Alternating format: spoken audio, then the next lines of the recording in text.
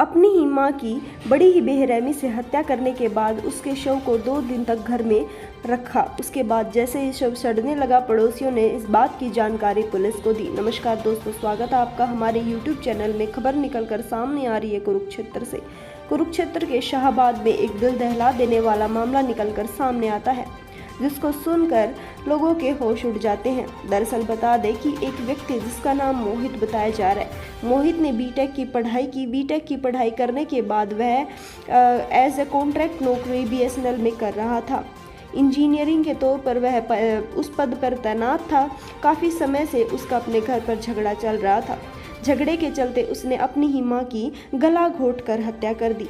पहले उसने अपनी मां के साथ मारपीट करने के बाद अपनी मां का गला घोंट दिया। गला घोंटने के बाद अपनी मां के शव को घर में ही सड़ा कर रखा, किसी को भी नहीं बताया। घटना का खुलासा तब होता है जब पड़ोसियों को उनके घर से दुर्गंध आने लगी।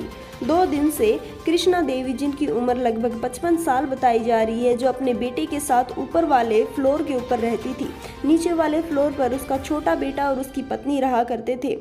तब वह 2 दिन से घर से बाहर नहीं निकली और उनके घर से बदबू आने लगी।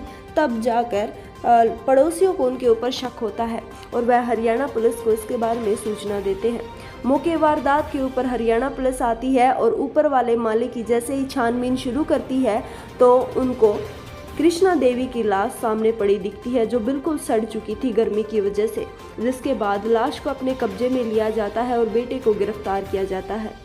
दरअसल बातें यह भी निकलकर सामने आई हैं कि 2014 में बेटे के पिता का देहांत हो गया था, जिसके बाद वह मानसिक समस्याओं से जूझ रहा था।